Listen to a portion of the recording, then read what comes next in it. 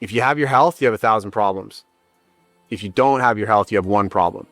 And that's exactly what happened to me. Our world is not getting less toxic. It's getting more toxic, more technology, more lights, more demands on time, more fear, more economic crises. So start.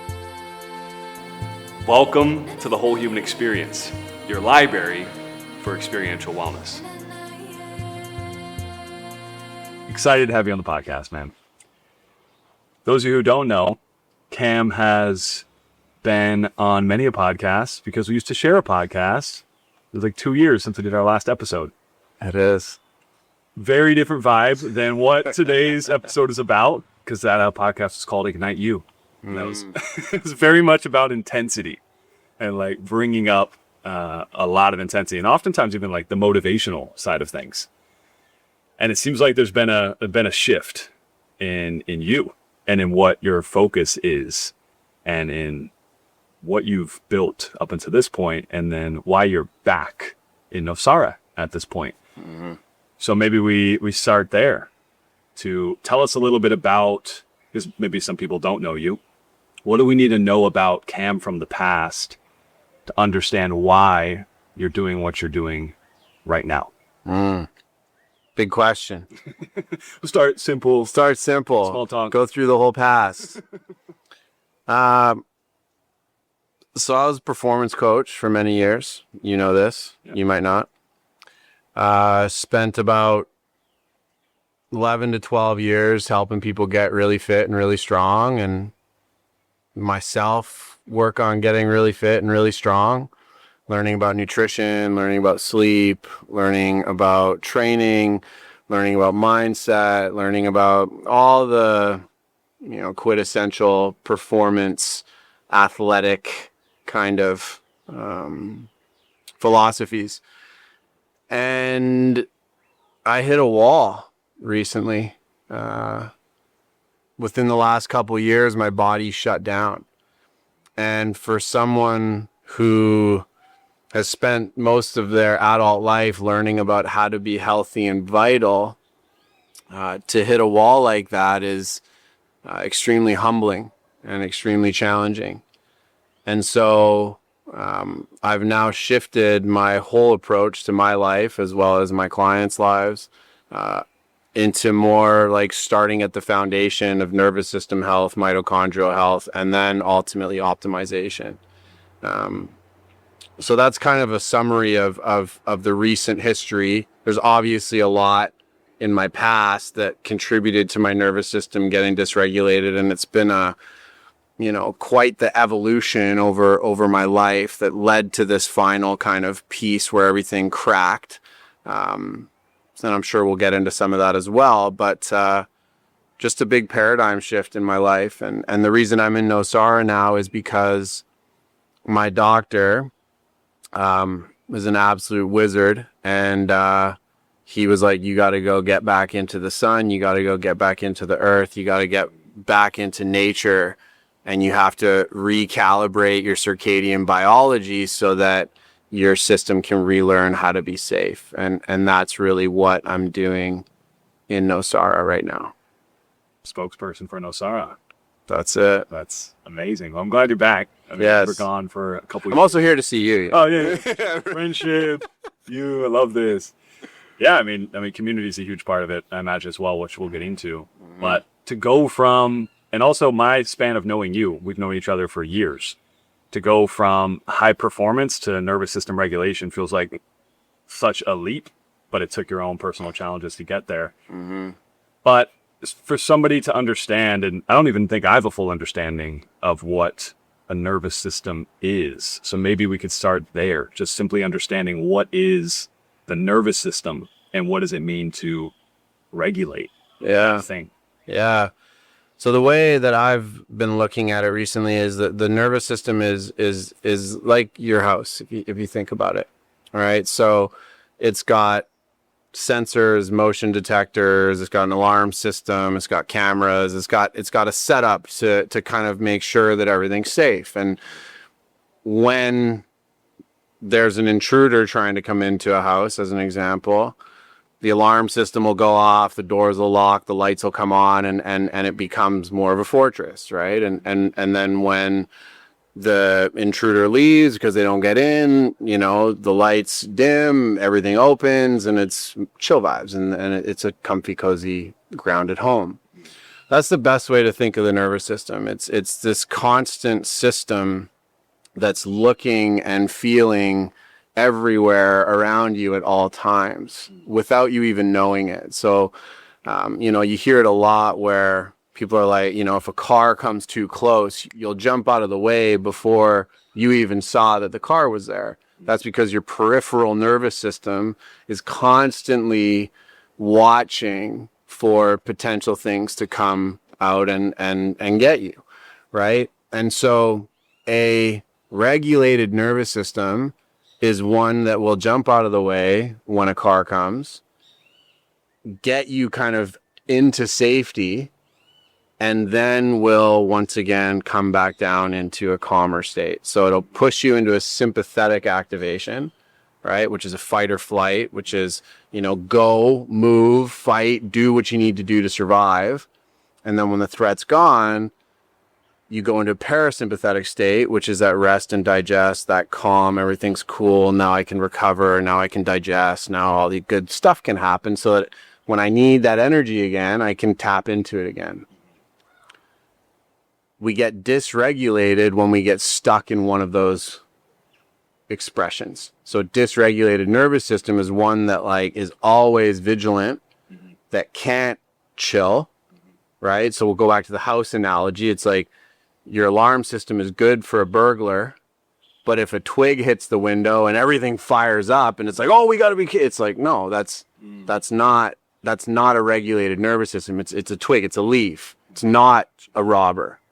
Right. And so that's really where it gets a lot more complicated. And we now live in a world, which we'll get into, of constant stimulation, which is taxing our nervous system on such a deep level. So that's kind of the way I like to look at it. The house, the alarm system, the way it activates, the way it calms down, the way it feels. Great analogy. So is that then a trainable system? Like I think about the lifespan of an emotion, right? Like we can measure that. Or like lifespan of anger is this on average. But is there like a lifespan of dysregulation? Like something happens and based on how much it dysregulates you for how long is then a measurable thing to then decrease? Like, is the nervous system a trainable system? For sure, it's a trainable system. That's kind of that's why we run into so many complications with it, right? It's also a very complicated system, right? But really what it comes down to is the more emotionality you have connected to that experience, the deeper the wiring of the event will go into the nervous system, right? And this is where we get into trauma, as an example, right? And so if you know, someone you love causes you a lot of pain, that love combined with that pain is going to make that a really deep groove in your neurology. And the way we think about like neurological pathways is it's like carving into wood, right? The more emotion and the more intense the experience, the deeper the groove. And so that's where your thought patterns go, right? So if you go through all these different experiences in life with heightened levels of emotion that are intense experiences that fire up your sympathetic nervous system, your fight or flight, for example, you're going to have some really deeply grooved patterns that are very hard to break. They're very hard to retrain after because they become autonomic. And this is when we get into like PTSD, right? Yeah. You know, you have someone go to war. They're in tons of gunfire, right? Tons of emotion. Their friends dying. They're afraid of losing their life. There's bullets flying everywhere. There's sounds flying everywhere. They get brought back home and a car backfires that sounds like a gun. Boom, they're right back into that spot because there's such a deep groove in that person's neurology that they've just kind of, that they're reliving it even outside of the experience. So that's how it gets trained, and that's how it becomes really, really challenging, and that's how we get stuck in dysregulation, is by heightened emotion, and really intense experiences. Gotcha. So the opposite must be true. Yeah. Of you train dysregulation, and then you can now train, as you're currently doing, you're on For a sure. path of training regulation and finding out these different modalities and ways to train regulation. Yeah, definitely. And it's a lot harder to course correct. Right? So one thing I want to say to anyone listening to this is start doing this stuff now before things get bad, because once you have these really deep neurological pathways established in your brain, it's a lot harder to pull your attention and your thoughts and your energy out of those grooves and create new ones.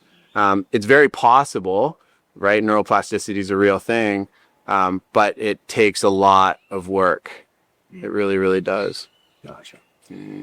So you touched on it, which is something that all of us do to some capacity.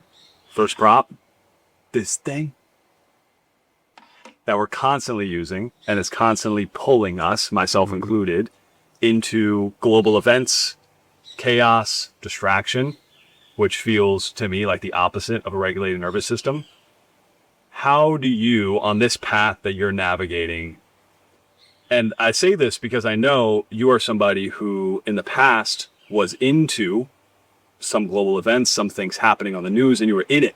You're not somebody who's just been, distanced from that space. You used to be really in it. How are you regulating, knowing all the chaos going around globally, all this news, all the things happening? We're being bombarded with information of things you should care about and things that are terrible happening in the world. How do you cultivate regulation? Yeah, it's a really good question, especially with what's happened in these last few days, right? And so I want to make something really clear about regulation that I learned recently as well, was that a regulated nervous system is a nervous system that is able to act and then disengage, right? So a lot of times people think that a regulated nervous system is just like your Om Shanti, I'm Zen all the time. That's not the case, right? If you're in a war zone, like, I was just speaking with a friend, actually Paula, who we were just talking. She's in Dubai right now. And so we were talking about her experience there, and she was like, I'm not chill right now. Like, this is intense, right? There's bombs going off overhead, and it was just, there was a lot of intensity around her.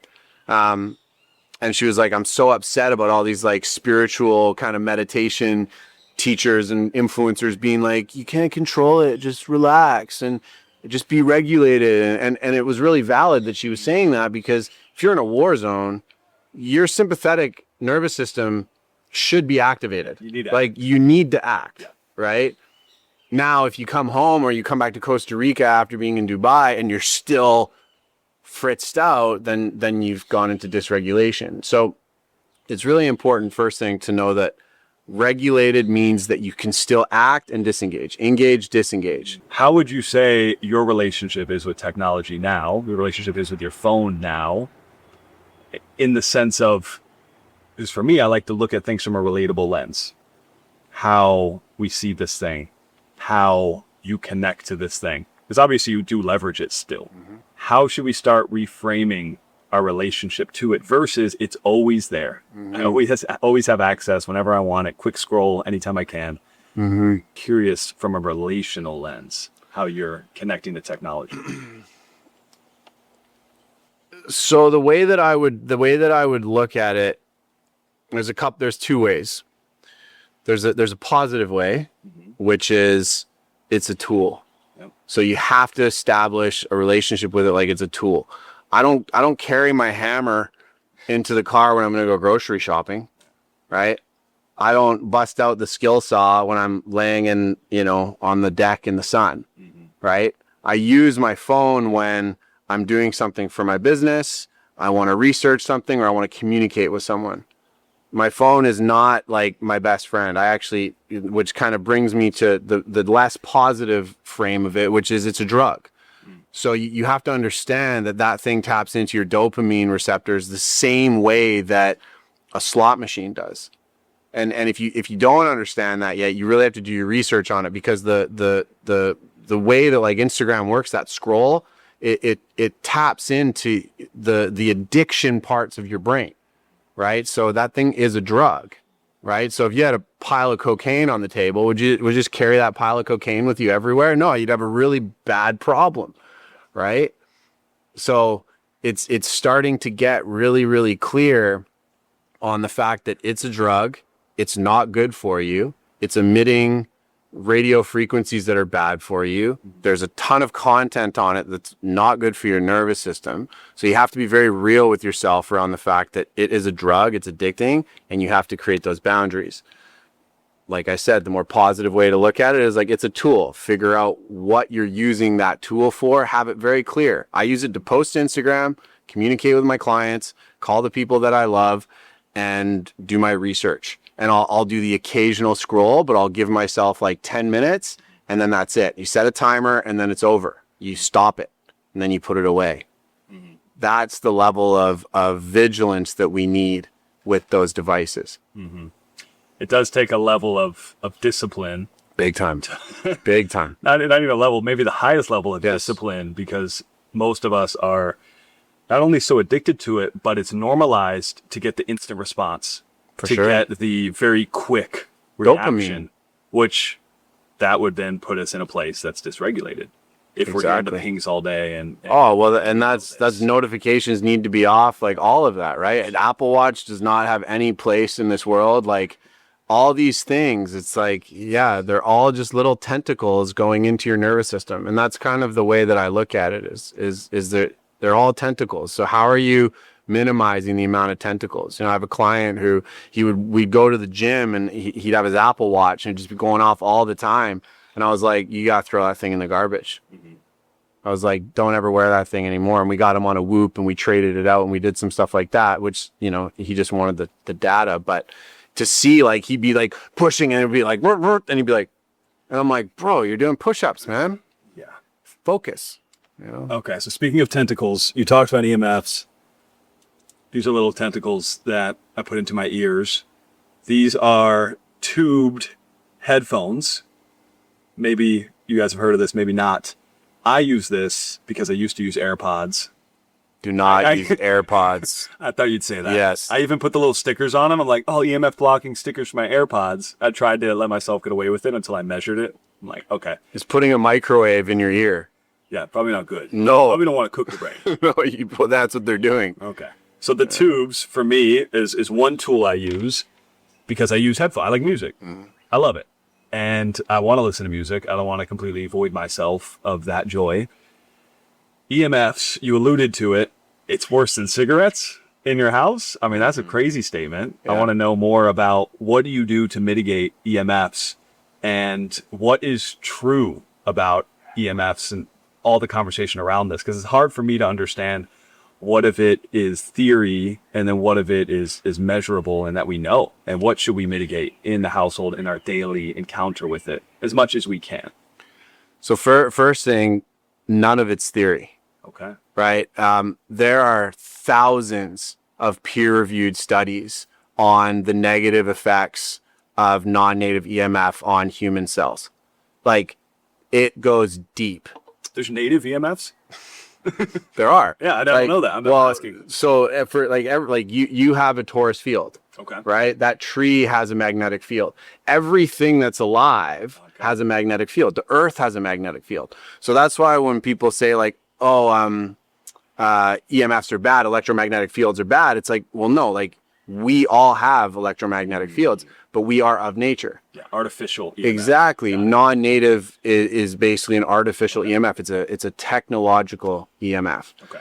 And it's really important to make that distinction because like going up and sitting under a tree's magnetic field is extremely healing, like really good for your body. It regulates your nervous system. But the non-native EMF coming from your router dysregulates your nervous system, right? Because it's not of nature, it's man-made, right? So it's not theory. Like this stuff we're only now starting to see the effects of it, but we know on a cellular level that it causes hypoxia. It basically dehydrates and starves your cells of oxygen, which is not good, right? So, first things first, like, so you can go deep into this world and it's kind of a rabbit hole. But it's one that I think is really important for people to do.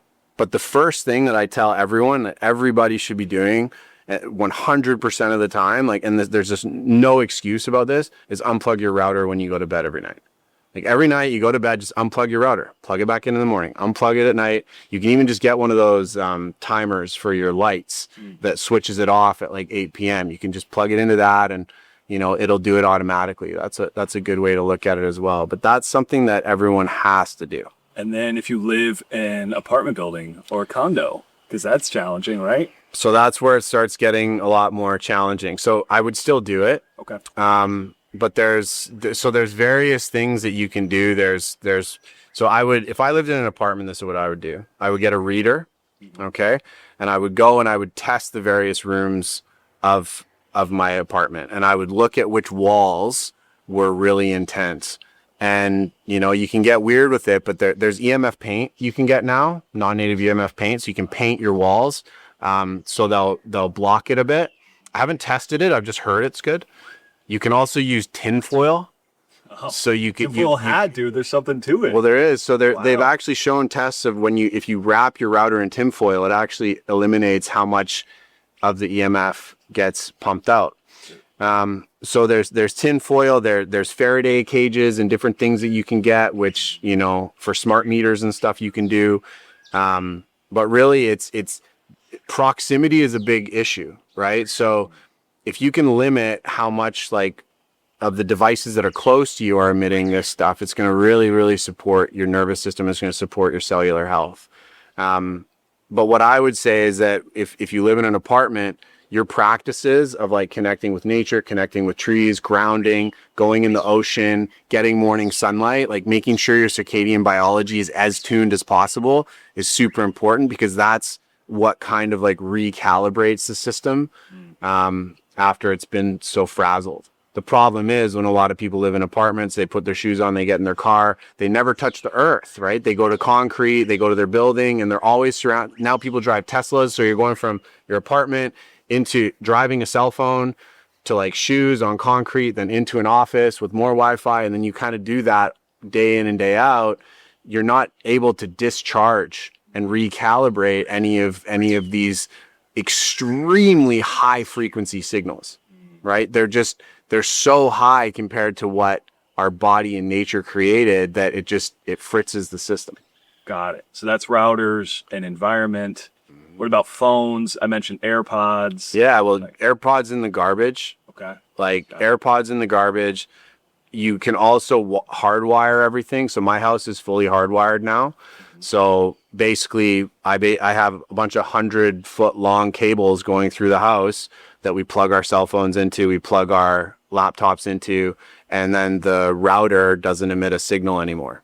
So you can hardwire your house, which, you know, it costs you about $200 to do that. You just go on Amazon, buy a bunch of like Cat 7 cable, a couple adapters to plug into your devices, and you're off to the races. You just have to figure out based on your router how to turn off the signal, which like most telecommunications companies won't help you do. So use ChatGPT, and ChatGPT helped me figure out how to get around Rogers, because Rogers told me I couldn't. And I had to go through this wild back end kind of system to turn it off. That's a good way to use technology. Yes, exactly. To mitigate exactly what technology can do to our systems. Yeah, they're tools, right? They're tools, right? Yeah. Okay. So the next thing you were talking about, the regulation with your circadian biology. Light. What are with these? What are these? You know, it's funny. I have these. Yeah. And tell me more about light. Yeah. Regulation and circadian rhythms. Yeah. Well. So yeah, I think the important thing to highlight here, because we've jumped around a lot around like, you know, more of like health focused stuff, but really the important thing to know about the human mechanism, and this isn't mine, I've taken this from people that I've researched and learned from, is that we are quantum beings, right? If you look at what makes us, it's atoms, right? And quarks and various other quantum stuff that's way over my head, right? Quantum fluctuations and all that kind of stuff. But at a quantum level, we are built up of energy, right? Everything is built up of energy. Everything has a frequency. Nature has a frequency, the Schumann resonance, right? All these different things in nature have different frequencies, and our bodies were created by nature as well. So our body needs connection with the earth in order to match its frequencies for optimal health and well-being. This relates to your nervous system, this relates to your digestion, your endocrine system, all the different aspects of your being. So you have to be connected to the earth. The reason for that is all of those quantum aspects of our being basically interact with three things on a really powerful way. And this is Dr. Jack Kruse's stuff. And I love his information. I'm not the biggest fan of him, but he's brilliant in relation to how he sees the human body and health and well-being. But he talks about how we're built up of light, magnetism, and water. So if you want to optimize your body on a quantum level, you have to work with light, magnetism, and water. Okay? Light being natural sunlight. That is like the only important light for us, is like the sun in our retinas, on our skin, creating, like putting melanin in our skin. Like that is so important. Okay? It is foundational for all of the systems in our body. Back to technology. What have we done? We've created all of these Martian-like lights, right? You look at like, the tuk-tuks here, and like you go to different restaurants it's like the lights are insane. There's nothing in nature like these lights. Mm-hmm. So if our whole system is dictated off of our relationship with light, i.e. sunlight, what do you think all of these ridiculously wild lights are doing to us? They're completely throwing the system off. Just like we talked about nature's magnetic field, that's the magnetism I talked about. Mm-hmm. And, water's a whole other ballgame, but I don't know if I have time to get into that.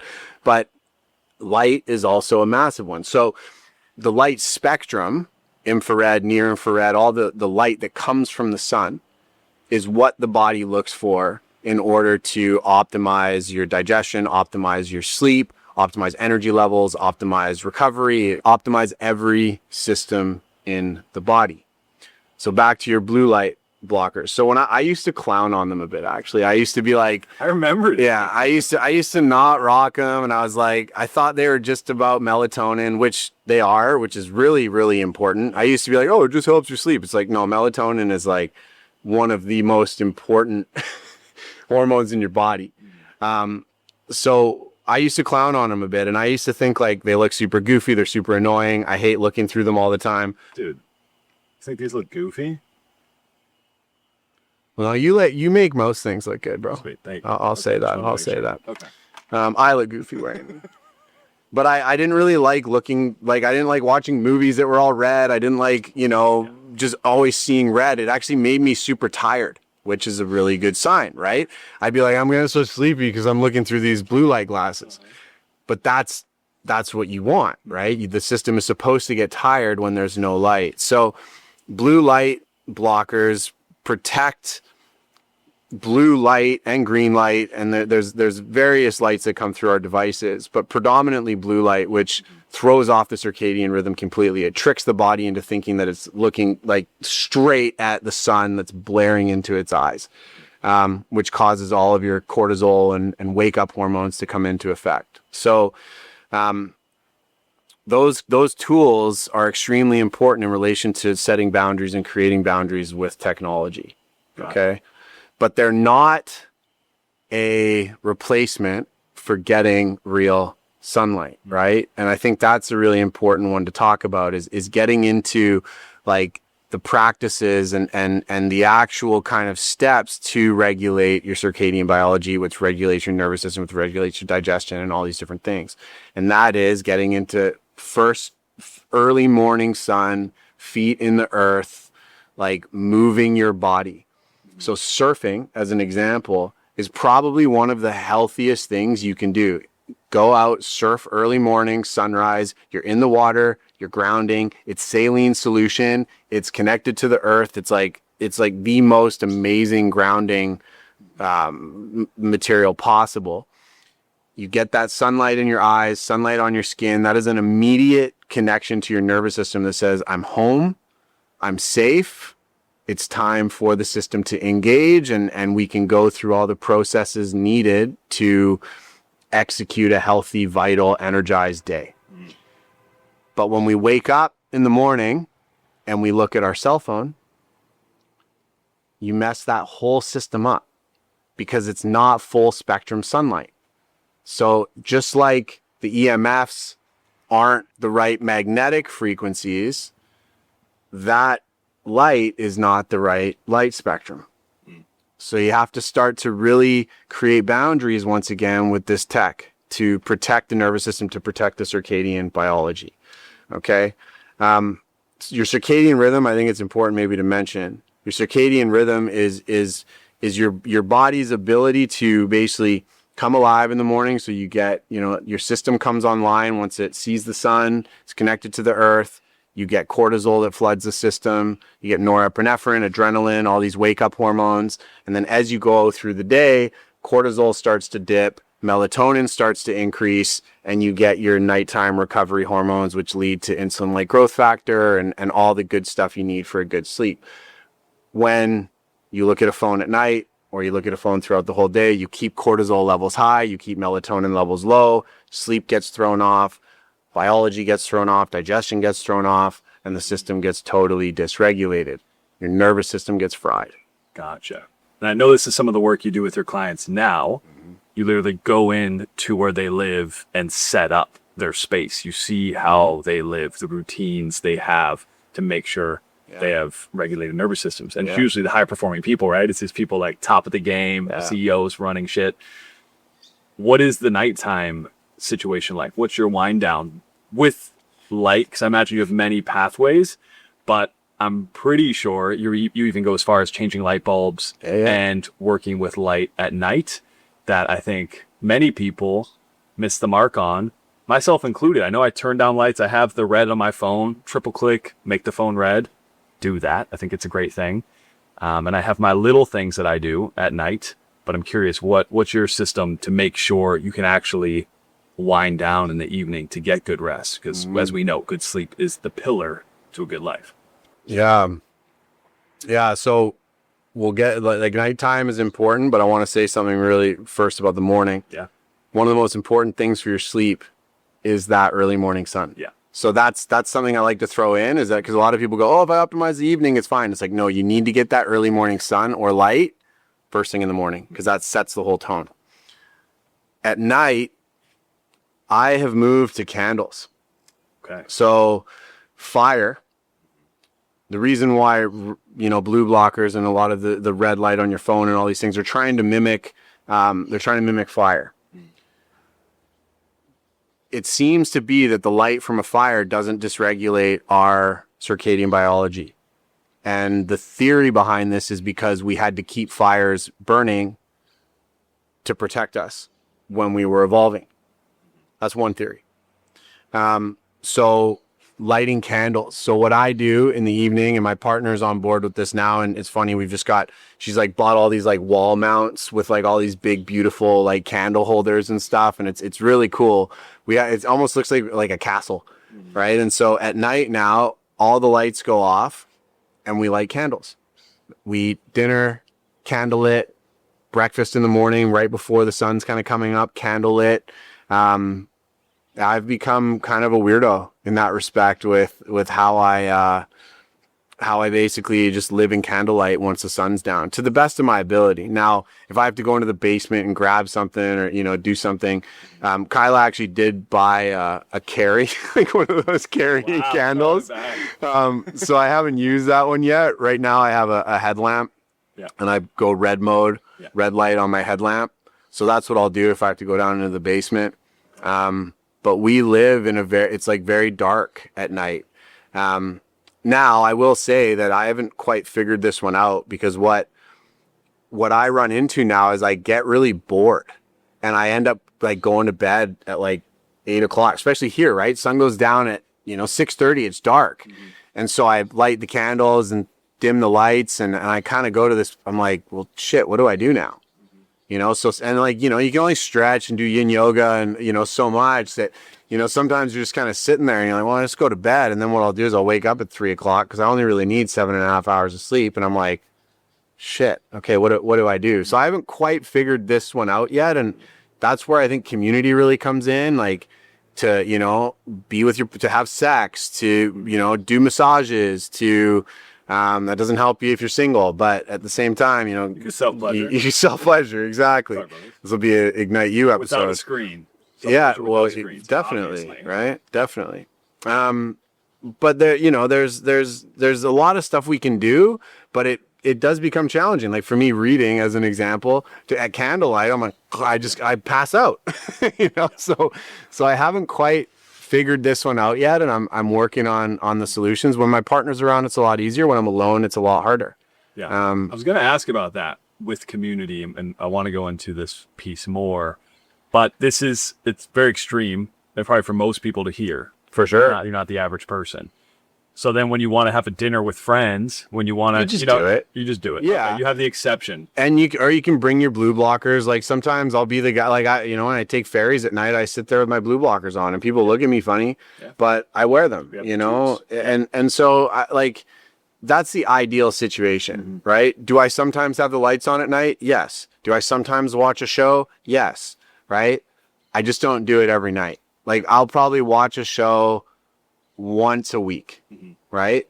And that's nice. It just gives me an ability to kind of, everything's off, my blue blockers are on and I'm watching the show, but you know, I'm not going to, you don't have to totally, completely avoid that stuff in its entirety. But here's the thing.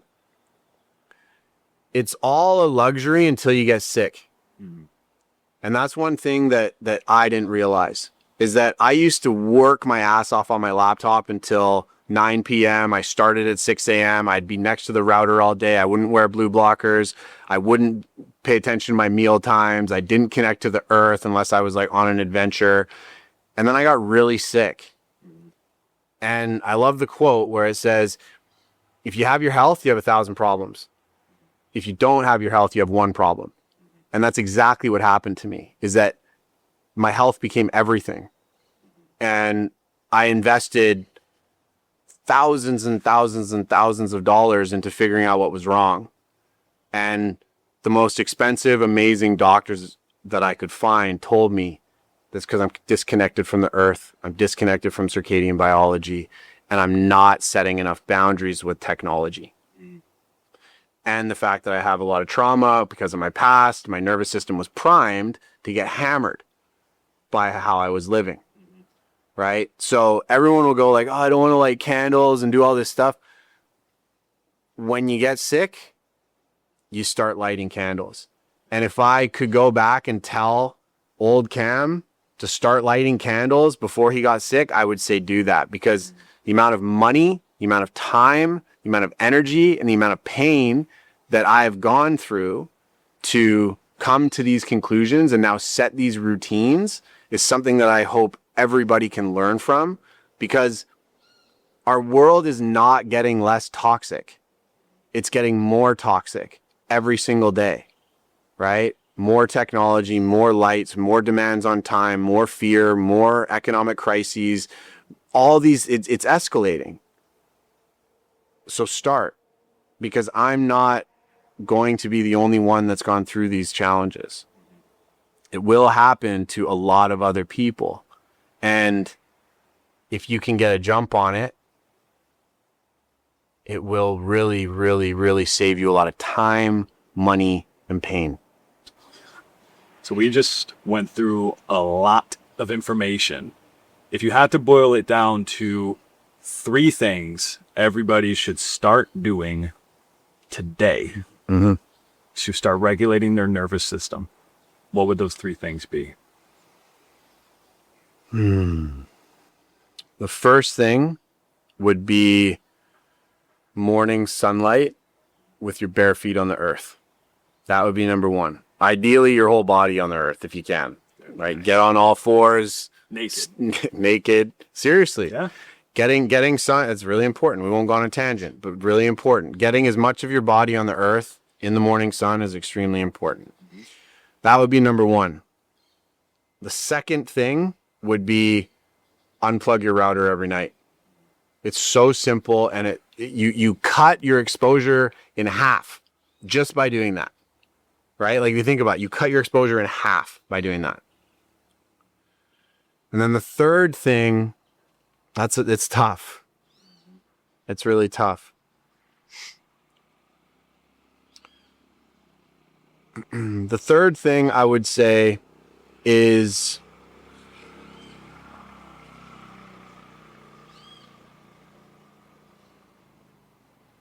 to give yourself a screen curfew and to stick to it no matter what.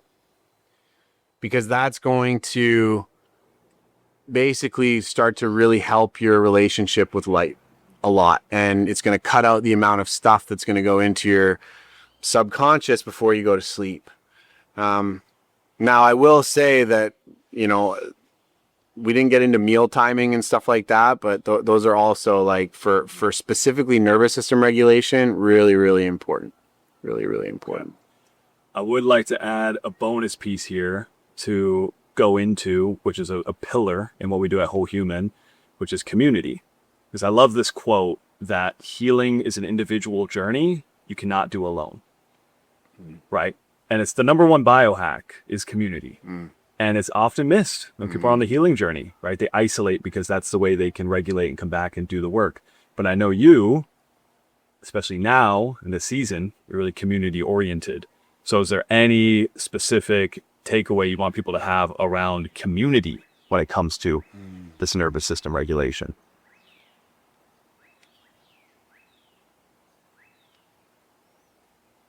Well, you've said it, you know, it's essential.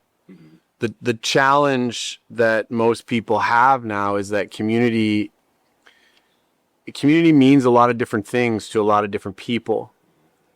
So what I'm going to do is I'm going to flip it a little bit, and I'm going to say that the most important thing is intimacy with people that you really do trust, whatever that looks like. And opening yourself up to being held by those people, be it just hanging out, you know, talking, massages, you know, watching a show together, whatever that is, going out for a walk at sunset, you know, it's really important to prioritize that stuff. But it is tough. Like when you're feeling like shit, it's really easy to isolate. It's when you need it most. Totally. Yeah. Most definitely. And you know, I have a lot of empathy for people on this topic because especially for people living in a place like Nosara,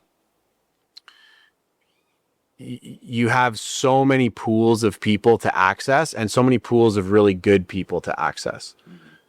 When I'm back in BC doing this, I have a lot of friends, but I don't have a lot of intimacy. So I have a big community of people around me, but they're not people that actually hold me.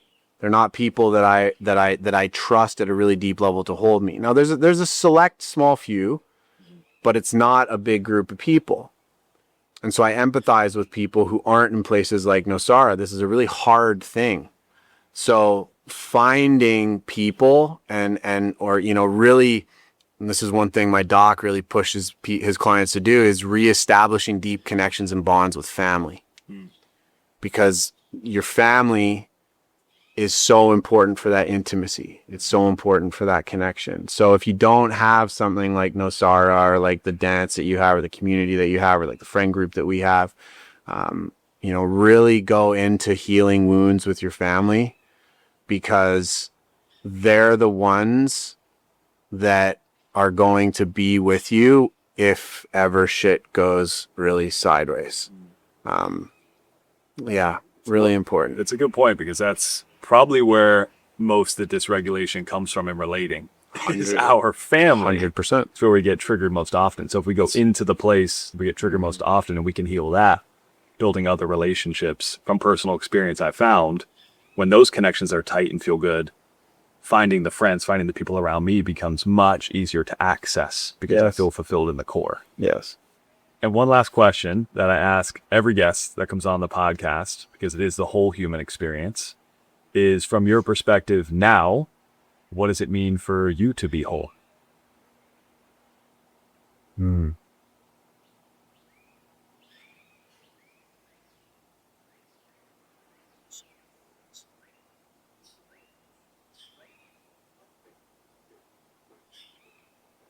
To trust that I'm already enough.